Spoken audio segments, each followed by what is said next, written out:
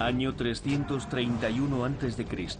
Cerca del pequeño pueblo de Gaugamela, en el actual Irak, dos grandes ejércitos libran una batalla en la que está en juego el futuro del mundo.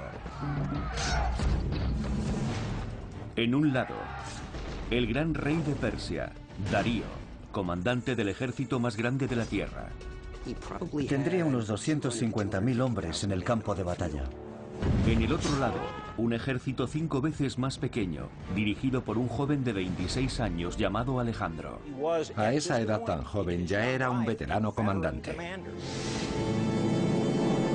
Prepárense para presenciar la batalla más extraordinaria de la antigüedad como nunca lo habían hecho.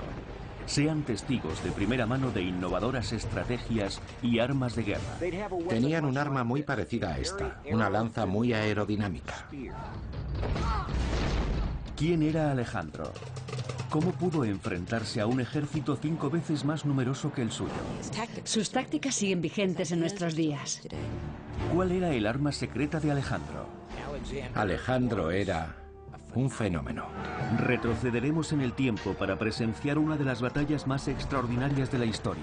Gaugamela fue un punto de inflexión en la historia de la humanidad.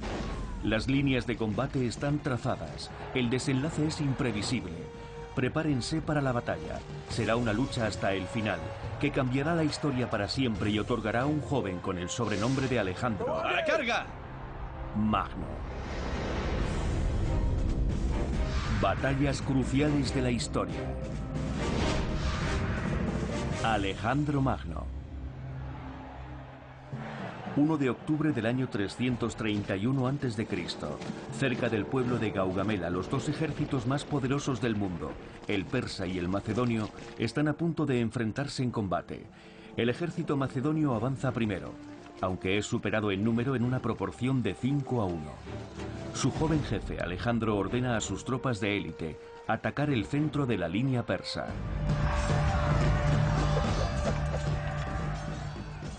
Lo que estaba en juego en Gaugamela era todo el imperio persa.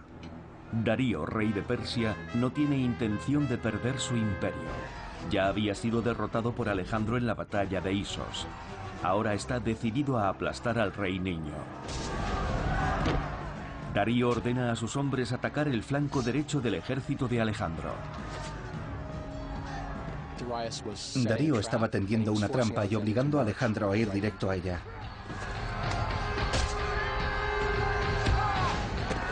El rey persa ordena el despliegue de sus armas más letales, carros de guerra diseñados para despedazar al enemigo. ¿Qué podía hacer Alejandro contra algo así? Teniendo que hacer frente a unos obstáculos increíbles y a unas armas aterradoras, ¿será Alejandro capaz de salvar a sus hombres y a su reino? La historia de Gaugamela comenzó realmente en un pequeño rincón apartado del mundo antiguo, una región al norte de Grecia llamada Macedonia. Esta región montañosa estaba considerada un territorio bárbaro por los griegos, ya que era una monarquía, no una democracia, y desde la infancia los muchachos de Macedonia, como Alejandro, eran educados para ser guerreros.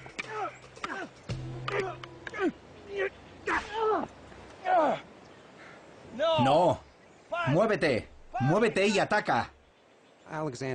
Alejandro estaba familiarizado con los grandes héroes de las leyendas homéricas y provenía de una sociedad que valoraba a aquellos héroes.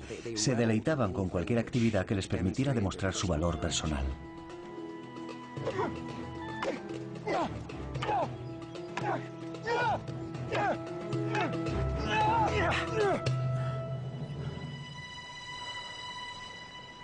El padre de Alejandro era el rey Filipo de Macedonia. Curtido veterano en guerras tribales, era estudiante del arte de la guerra. El liderazgo y el ejército de Filipo unificaron el reino de Macedonia.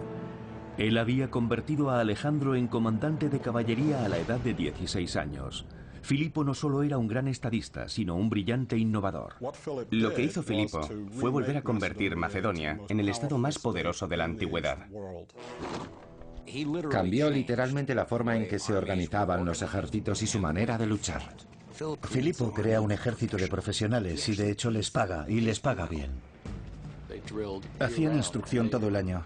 Estaban en unidades con gente de su propia región, así que estaban muy cohesionados, muy entrenados, muy bien adiestrados. Con Macedonia transformada en una potencia regional, Filipo intenta ahora unificar toda Grecia bajo su mando. Parmenión, volvamos a nuestros asuntos. Atenas y Tebas son un problema. Olvídate ahora de Atenas. Podemos derrotarlos, a los dos juntos o por separado. Voy a convertir a Alejandro en mi general. Ya está preparado.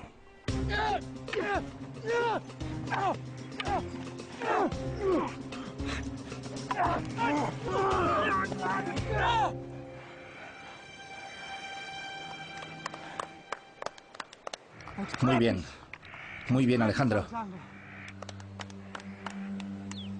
La otra fuerza formativa en la vida de Alejandro era su madre, Olimpia.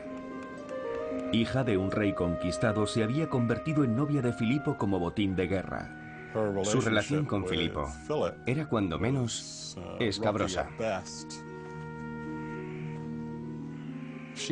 Había sido apartada a un lado a favor de una nueva esposa, más hermosa.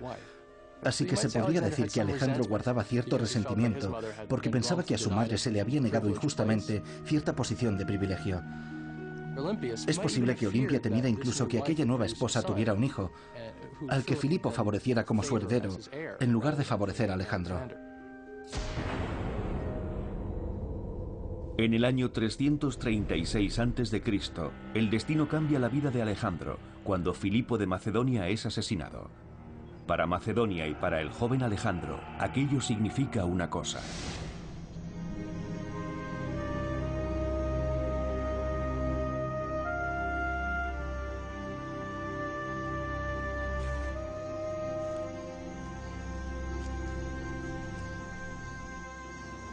Alejandro. Mi padre está muerto. Sí, pero tú eres rey.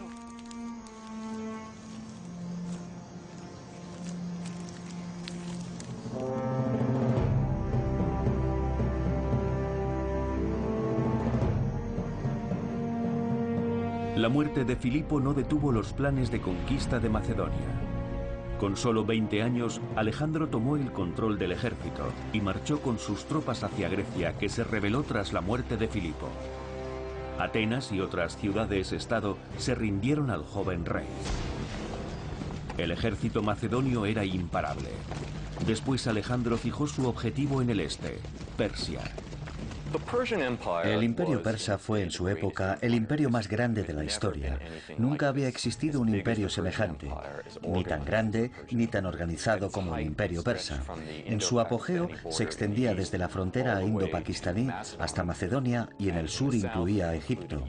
Los persas y los griegos llevaban en guerra desde el año 550 a.C. aproximadamente, bastante más de 200 años. Persia había invadido Grecia, conquistado Macedonia, reducido a cenizas Atenas, violado los templos de los dioses. Alejandro creció con la idea de que el gran premio por excelencia era el imperio persa.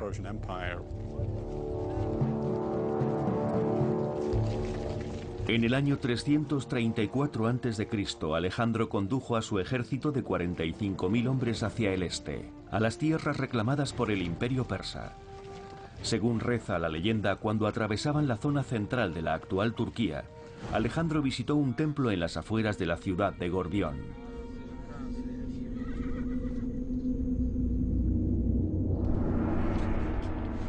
El templo albergaba un famoso enigma, el nudo gordiano, un antiguo arcano creado por los dioses.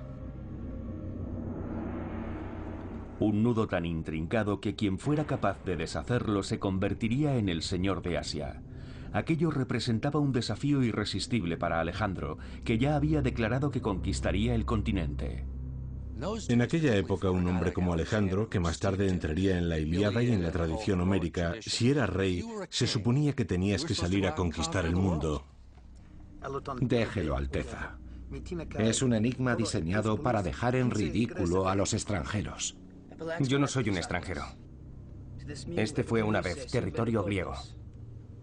Soy el jefe de la Liga Helénica y aspiro a ser señor de Asia. El plano interior en el que habitaba estaba poblado por Aquiles, Héctor, Hércules, los grandes héroes, y ese era su objetivo. Quería dejar un nombre que perdurara siempre, conseguir logros que nadie hubiera alcanzado nunca. Marchémonos. Fijaos bien. No puede desatarse. La profecía no dice que haya que desatarlo. Dice que hay que deshacerlo.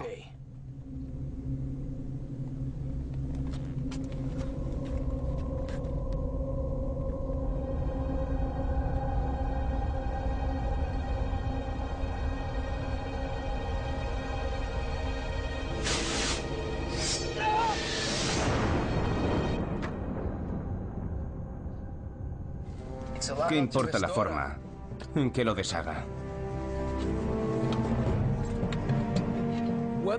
Sea o no cierta la historia, creo que nos cuenta algo acerca de la naturaleza de Alejandro, de su carácter, de su disposición a encontrar soluciones nuevas e inventivas, e incluso que estaba destinado al éxito.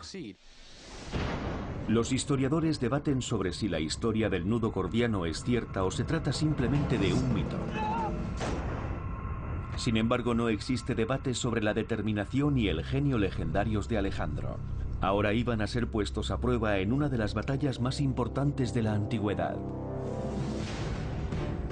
Alejandro se dirige a una confrontación con el imperio persa. Pronto comenzará una batalla por el control del mundo conocido, en un lugar llamado Gaugamela.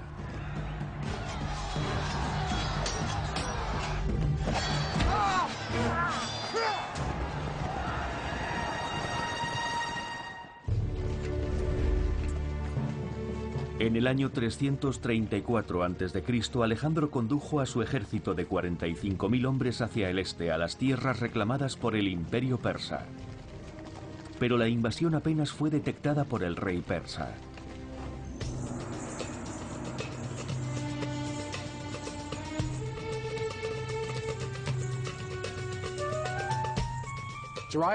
Darío III era el gran rey de Persia.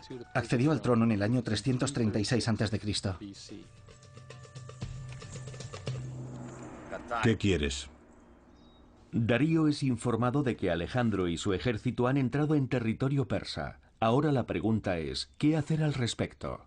Los persas quieren conseguir una pronta victoria contra Alejandro, cortarlo de raíz, luchar contra él antes de que pueda avanzar mucho más allá del lugar en donde se ha posicionado. Quiero que lo aplastéis. Pero la estrategia persa produce el efecto contrario. Su ejército es derrotado en la batalla de Granico, en la batalla de Isos y en el sitio de Tiro.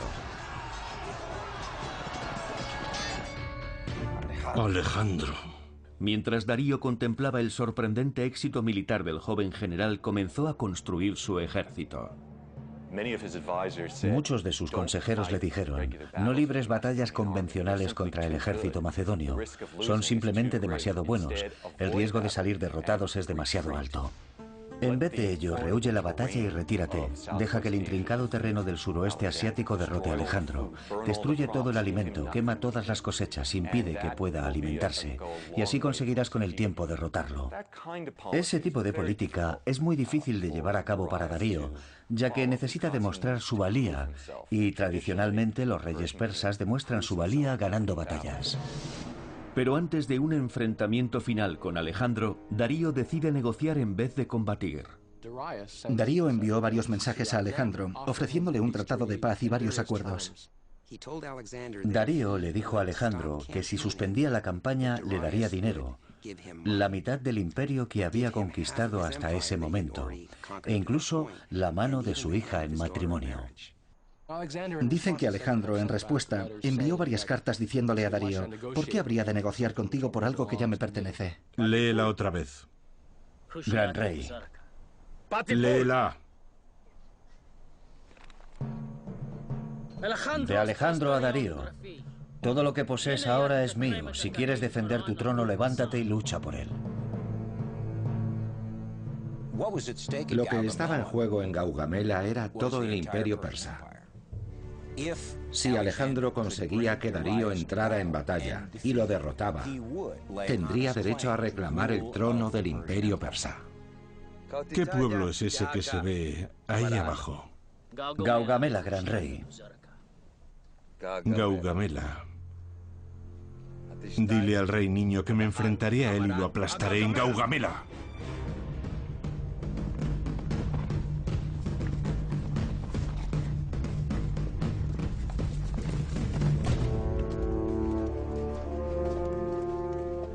Darío había construido un ejército reclutado en todos los rincones de su imperio, pero cuando las tropas persas comenzaron a tomar posiciones, los exploradores griegos informaron de que el ejército de Darío era el mayor que habían visto hasta entonces. Las estimaciones abarcan un espectro muy amplio, pero sospechamos que tenía entre 200 y 250.000 hombres sobre el terreno, lo que equivaldría a unas 5 veces el tamaño del ejército de Alejandro.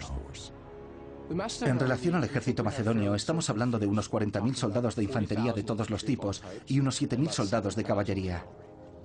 El general en jefe de Alejandro es Parmenión, un experimentado comandante de caballería. Parmenión era uno de los generales en quienes más confiaba Filipo. Era también de la vieja escuela. Era uno de los pocos generales que daba un paso adelante y discutía con Alejandro. Y en algunos casos Alejandro pedía consejo a Parmenión, a sabiendas de que obtendría una respuesta conservadora por su parte. Esa era su forma de saber cómo un comandante conservador contemplaba cierta situación y en muchas ocasiones utilizaba esa información para desarrollar un plan con el que poder contrarrestar una reacción conservadora. Puede que al joven Alejandro no le preocupara que su ejército fuera superado en una proporción de 5-1, pero al viejo general sí. Ataca de noche. Parmenión quiere atacar de noche mientras el enemigo duerme. Puede que nos superen en número, pero un ataque sorpresa sería deshonroso y cobarde. Yo en tu lugar atacaría ahora, Alejandro. Yo también. Si fuera Parmenión. Pero no soy Parmenión. Sería una lástima robar una victoria de esa manera. Atacaremos por la mañana. Era arrogante y temerario, pero tenía que serlo para actuar como líder en ese entorno. Darío esperaba un ataque nocturno y dejó a su ejército en guardia durante toda la noche. No era una fuerza cohesionada, sino una serie de grupos armados reclutados por los gobernadores o sátrapas de todos los rincones del imperio. El rey iba a ver al sátrapa y le decía: tu impuesto este año es de 1 millar de hombres. Y contaba con un gran número de sátrapas en diferentes lugares. Luchó con los etíopes, luchó con los bactrianos, que ocupaban el actual Afganistán. Estaban por todas partes, tenían diferentes lenguas y armas y culturas diferentes.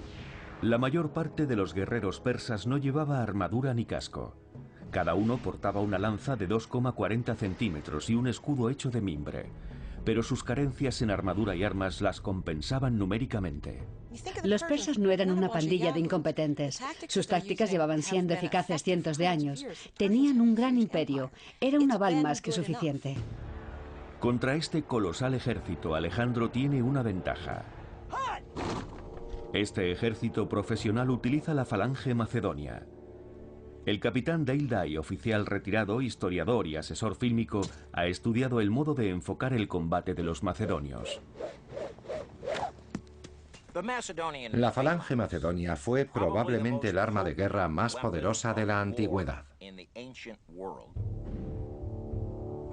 La falange, bloques de hombres. 256 hombres en línea y 16 en fondo. Una vez en formación y avanzando no podían retroceder. Tenían que seguir avanzando con aquella enorme pared de músculo humano y puntas de lanza, lo que convertía a la falange en una fuerza tan abrumadora. En primera línea estaban los guerreros más veteranos, los guerreros que habían demostrado su valor, su valentía en el campo de batalla. Aquellos en los que se podía confiar para que avanzaran y entraran en contacto con el enemigo. Llevaban un escudo pequeño. El escudo iba colgado del cuello por medio de una correa para ayudar a soportar el peso, y sobre todo para que permitiera que la mano izquierda, la mano del escudo, estuviera libre. No agarrando el escudo, sino libre, para poder cruzarla y asir el arma principal, las llamadas sarisas.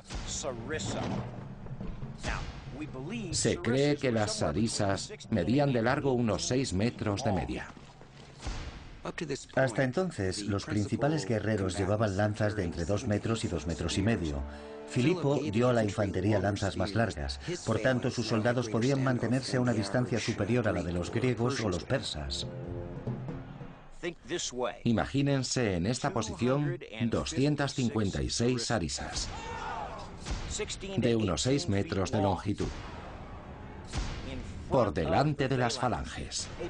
Un erizo de puntas de lanza al que el enemigo no podía atacar ni por arriba, ni por abajo, ni por los flancos.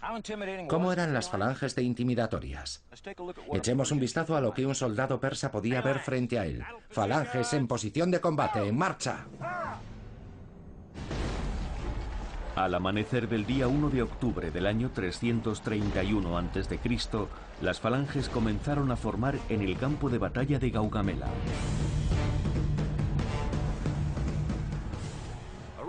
Situada a la derecha de la falange, había generalmente una unidad de infantería pesada, compuesta por guerreros a los que los griegos llamaban hoplitas.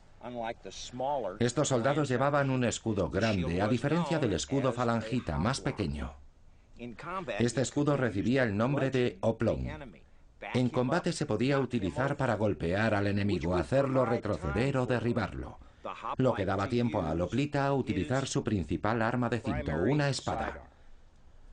En muchos casos una espada de hoja pistiliforme como esta. Una espada corta, diferente a los cuchillos medievales que conocemos. Esta era una espada corta diseñada para matar brutalmente. El hoplita podía esconder su arma, de manera que no sabías a dónde iba a atacarte. No anunciaba lo que iba a hacer con el arma. Podía atacar por abajo o podía atacar por arriba. Su intención no era entablar un combate de espadas con un adversario. Su intención era utilizar su gran escudo oplón para hacer retroceder al enemigo, para seguir avanzando, para no perder nunca su propio impulso. De manera que si el adversario tropezaba o se le trababan los pies, caía al suelo, y cuando estaba en el suelo, el hoplita acababa con él. Con los ejércitos posicionados, las líneas de combate de Gaugamela ya se han trazado.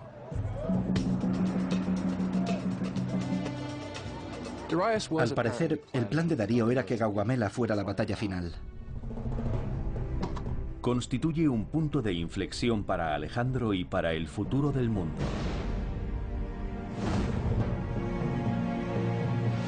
Los persas han reunido el ejército más grande jamás formado.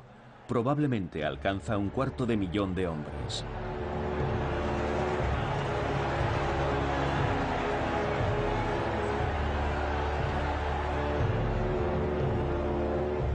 El ejército de Alejandro se compone solamente de 45.000. El riesgo era alto, porque Darío sabía que si perdía esta batalla, probablemente perdería su imperio. Para Alejandro el riesgo también era elevado. Lo había apostado todo al triunfo sobre Darío y convertirse en el rey de Persia. Alejandro lo arriesga todo en esta batalla. Si vence, el imperio más rico de la tierra será suyo. Si es derrotado, 45.000 hombres serán masacrados y Grecia estará abierta a la invasión. Un joven de 26 años está a punto de librar una batalla que determinará el futuro de 2 continentes. Alejandro Magno y su ejército de 45.000 macedonios se enfrentan a un ejército persa que casi les quintuplica en número. Los mejores guerreros de este ejército se extienden a lo largo de una línea ininterrumpida de 4 kilómetros. Aunque le preocupa su inferioridad numérica, Alejandro ha entrenado a sus hombres precisamente para este encuentro.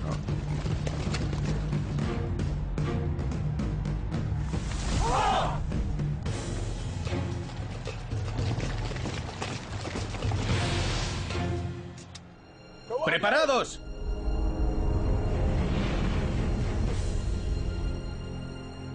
Darío desplegó su línea de batalla de tal manera que suponía un enorme reto para cualquier enemigo. Era de unos 4 kilómetros con corredores de la muerte dispuestos para los carros escitas, equipados con cuchillas de hierro al frente y en los laterales. Por mucho que prolongaran su línea de batalla, los macedonios seguían siendo sobrepasados en casi 1 kilómetro. Alejandro se exponía a una doble maniobra envolvente en la que Darío podía enviar a su caballería por ambos flancos, mientras los carros escitas atacaban de frente a las huestes macedonias. ¿Cómo haría Alejandro frente a algo así? Alejandro planteaba cada batalla como si fuera un juego de ajedrez, y sabía que esta iba a ser una partida difícil. Alejandro veía a su ejército, metafóricamente hablando, como un martillo y un yunque en el que la falange hacía el papel de yunque y la caballería era el martillo. Así, entre el martillo y el yunque aplastaba al ejército enemigo.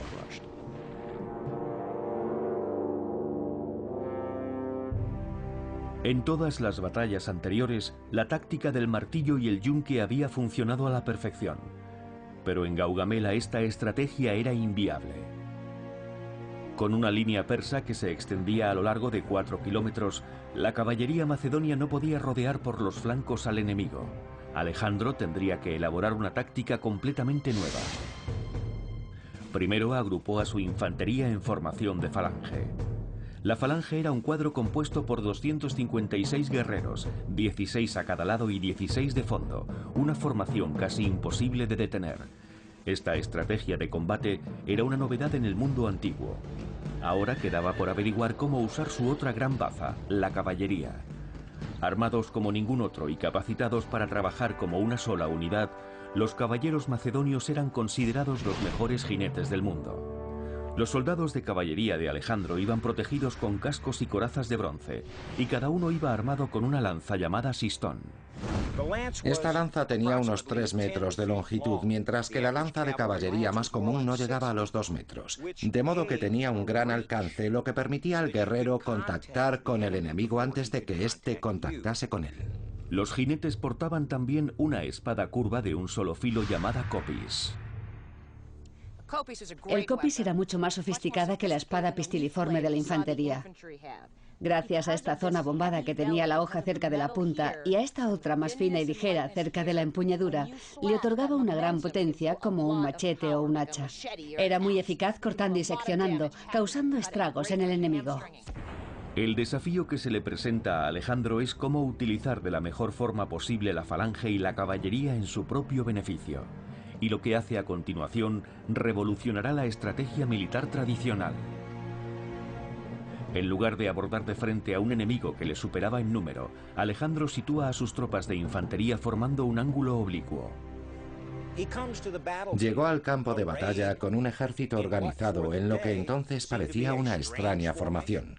Si tuviéramos que analizarlo en términos militares modernos, si analizásemos la forma en que Alejandro dispuso sus fuerzas macedonias, diríamos que se enfrentó a la línea de batalla de Darío, en una formación escalonada hacia la izquierda en la que su flanco izquierdo rehuía la batalla. En términos militares modernos, significa que la falange macedonia presentaba una formación en orden oblicuo, con el ala izquierda orientada hacia el exterior del campo de batalla esperando un ataque por el flanco.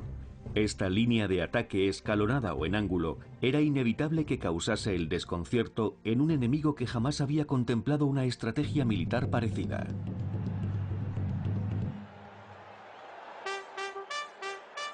La línea del frente macedonio comienza a marchar hacia el enemigo.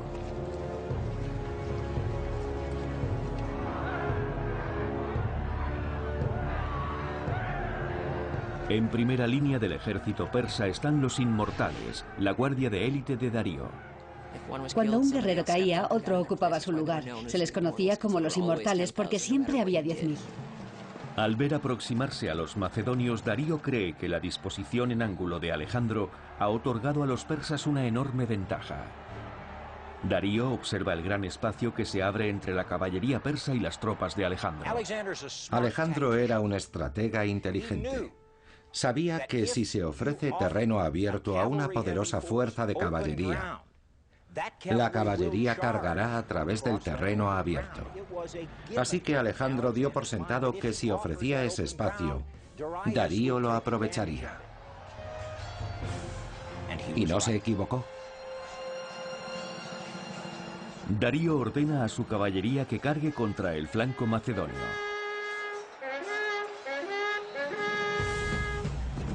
El flanco izquierdo macedonio está bajo el mando de Parmenión. Este aguarda la carga, consciente de que su cometido es mantener entretenidas a las huestes persas. Y entonces, en el otro lado de la línea macedonia, el joven rey hace algo completamente inesperado. ¡Girad y seguidme! Dirige su caballería hacia la derecha. En una maniobra particularmente inesperada para el rey Darío, Alejandro comienza a avanzar en paralelo a la línea de batalla persa.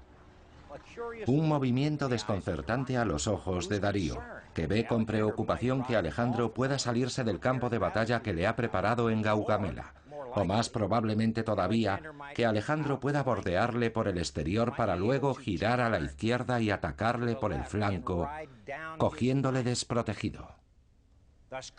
Darío no puede tolerar una maniobra así. Envió señales a su primo Besos, el jefe de la caballería bactriana, la caballería pesada situada en el flanco izquierdo persa. Le ordena, deténlos, y Besos realiza su maniobra con la caballería. Comienza a cabalgar paralelamente a Alejandro. Darío observa con inquietud esta táctica poco ortodoxa, pero apenas tiene tiempo para preocuparse de ella.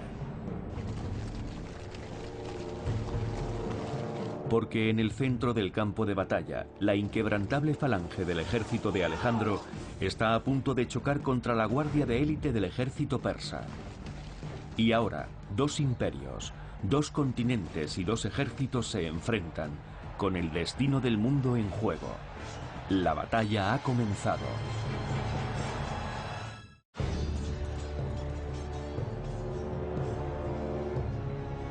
¡Preparados!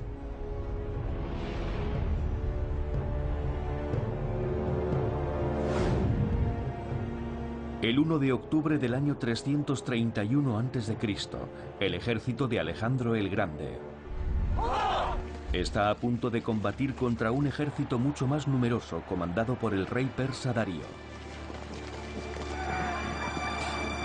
La batalla está en marcha. Mientras el centro y el flanco derecho chocan entre sí, Alejandro y su caballería de los compañeros continúan cabalgando hacia la derecha, al mismo tiempo que la caballería persa remeda cada uno de sus movimientos. Sin embargo, Alejandro cuenta con una baza oculta. Corriendo a pie detrás de la caballería, se oculta un regimiento completo de peltastas, la infantería ligera de Alejandro. Los peltastas eran hostigadores que aparecían por el campo de batalla, entrando y saliendo de los combates, arrojando palos, piedras y otras armas. Llevaban como protección un escudo llamado pelta, de ahí su nombre, peltastas. Los peltastas empleaban varios tipos de armas. Usaban arcos cortos con flechas de corto alcance. Y usaban también jabalinas. Debían llevar un arma muy similar a esta, una lanza ligera y muy aerodinámica. Destacaba no tanto por su alcance como por su velocidad.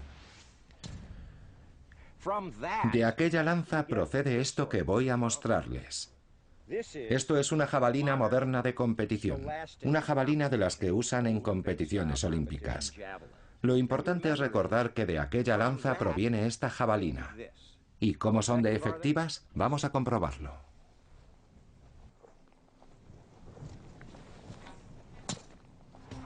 De modo que los peltastas, los hostigadores, se colocaban frente a la línea de batalla y usaban sus jabalinas para apuntar a objetivos importantes como por ejemplo oficiales y tripulantes de carros de guerra, y así mantenían al enemigo inquieto, desequilibrándolo. Otra de las armas que utilizaban era bastante común en la época, era la honda. Debía tener un aspecto muy similar a esto. Es un dispositivo muy sencillo, un saquito de cuero cosido en forma de bolsa para contener el proyectil o piedra, y dos largas cuerdas enrolladas o trenzadas que servían para lanzar el proyectil.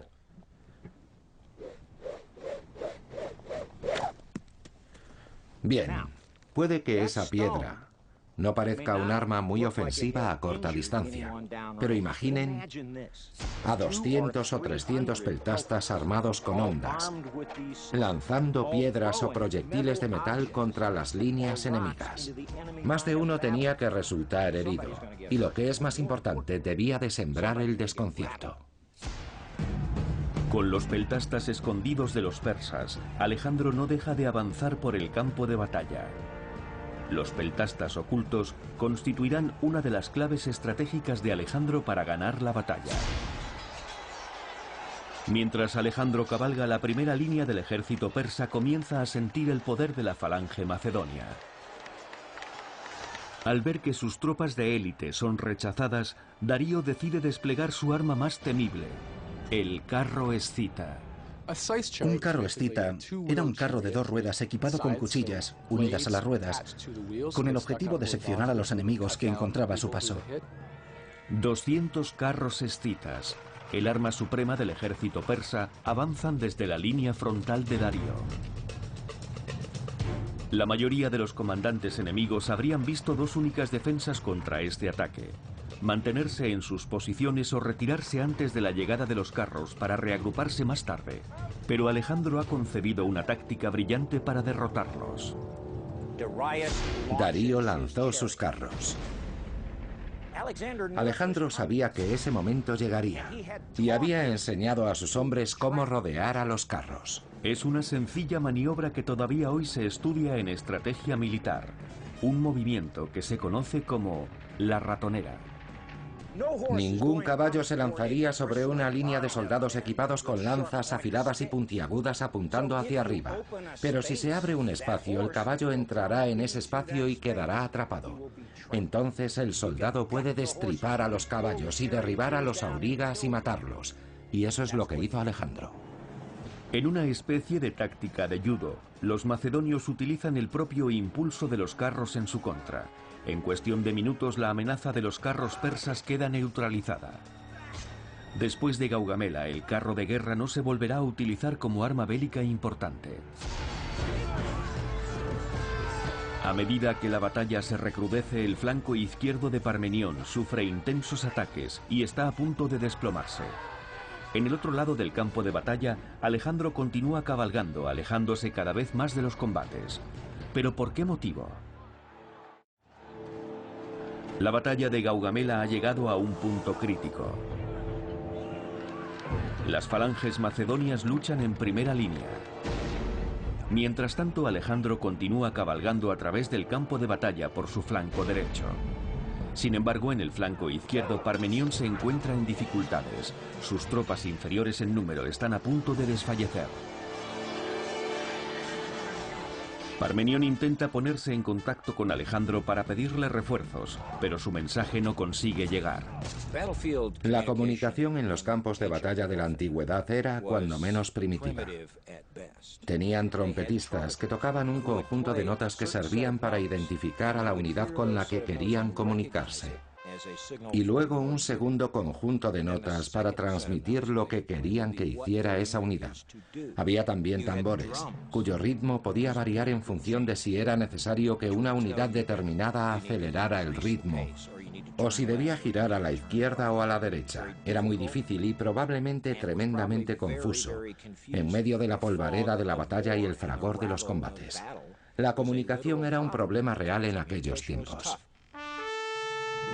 Mientras Parmenión se defiende a duras penas, Alejandro y su caballería siguen cabalgando hacia la derecha del campo de batalla, sin cargar ni tampoco retirarse. La caballería de Darío le sigue de cerca los pasos para evitar que los macedonios puedan atacarles por el flanco.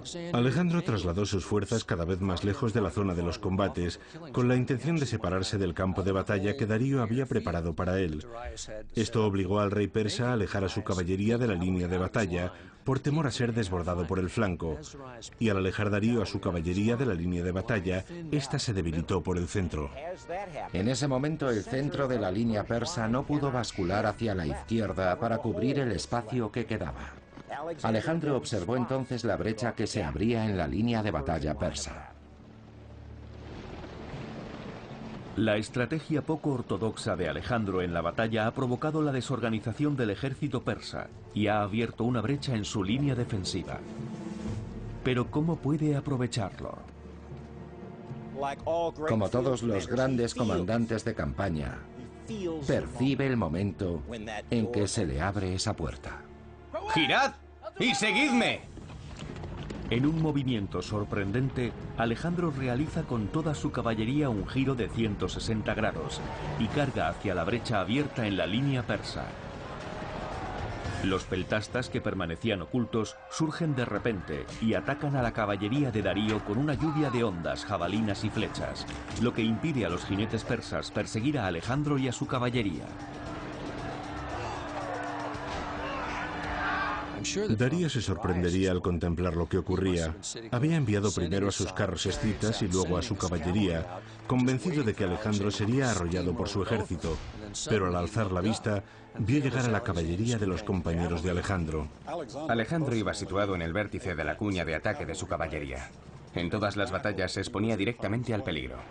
Alejandro y su caballería cargan contra la brecha abierta, abriéndose camino a través de la línea.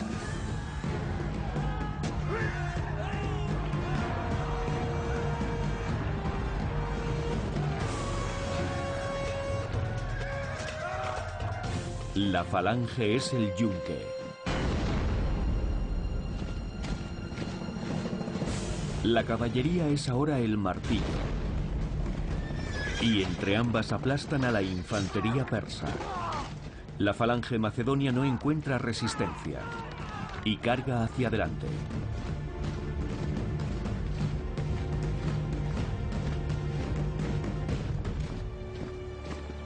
El ejército persa se rompe y empieza a emprender la huida. Una vez roto el centro de la línea persa, Alejandro tiene ahora un objetivo, el objetivo más antiguo de todas las guerras: matar al rey.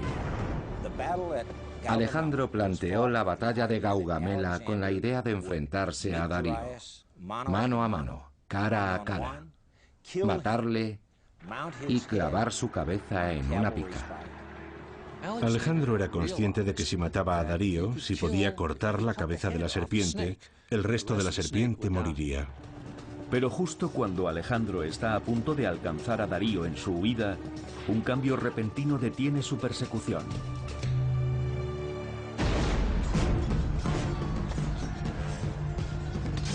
Alejandro se entera de que las tropas de Parmenión están a punto de desfallecer y pronto podrían verse desbordadas. Necesitan la ayuda de su líder. Alejandro debe tomar una decisión que podría cambiar el desenlace de la batalla: matar al rey o salvar a sus soldados. ¡Girad y seguidme! Después de la irrupción de Alejandro a través de la línea del frente persa, Darío da media vuelta y huye de Gaugamela. Alejandro se enfrenta ahora a la decisión de su vida. Alejandro necesitaba perseguir a Darío, tenía que decapitarle, tenía que matarle. Darío está a punto de ser alcanzado por Alejandro. Sin embargo, el flanco izquierdo del ejército macedonio necesita ayuda inmediata. Una decisión difícil de tomar para un joven de 26 años que anhela conquistar el mundo. Tomó la decisión más inteligente, dio la vuelta, dejó que Darío huyera y salvó a su ejército.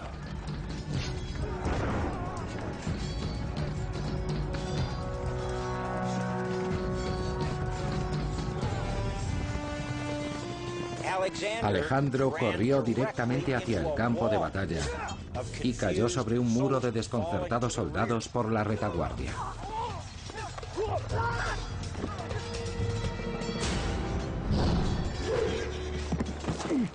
No hay la menor duda de que era un comandante que participaba activamente en los combates.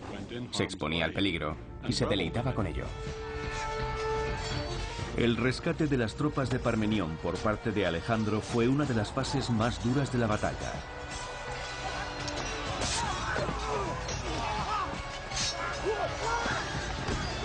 El propio Alejandro sufrió heridas de combate como cualquier otro de sus veteranos soldados.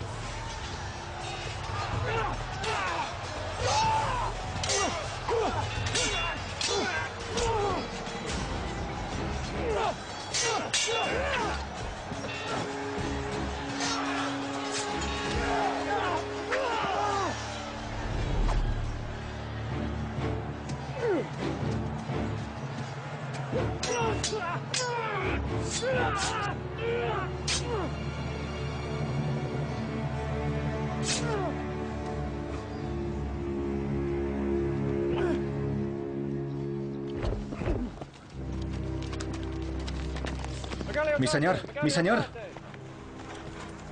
Darío ha huido. Para Alejandro la victoria es agridulce. Defendió su flanco izquierdo, salvó a su ejército y ganó la batalla de Gaugamela. Al caer la tarde, la batalla había concluido y la leyenda de Alejandro había comenzado. Gracias, señor. Ha sido un honor. Para Alejandro, podría decirse que la batalla de Gaugamela fue la batalla decisiva final. De hecho, después de Gaugamela, Alejandro asumió para sí el título de Gran Rey de Persia. Alejandro continuó avanzando hacia el este, conquistó el resto del imperio persa y cruzó los desiertos de lo que hoy es Afganistán para derrotar a los ejércitos de la India. Creo que lo que le impulsó a seguir avanzando fue su anhelo por hacer cosas que nadie había hecho hasta entonces, para conseguir fama y gloria imperecederas. No perdió nunca una batalla. Fue el estratega militar de mayor éxito que estudiamos en Occidente. Era un estratega brillante y un estadista brillante. Era un personaje lleno de carisma, de cuya figura emanaba una especie de aura de poder. Una lista de los grandes estrategas militares de la historia la encabezaría Alejandro. Se merece el título de grande.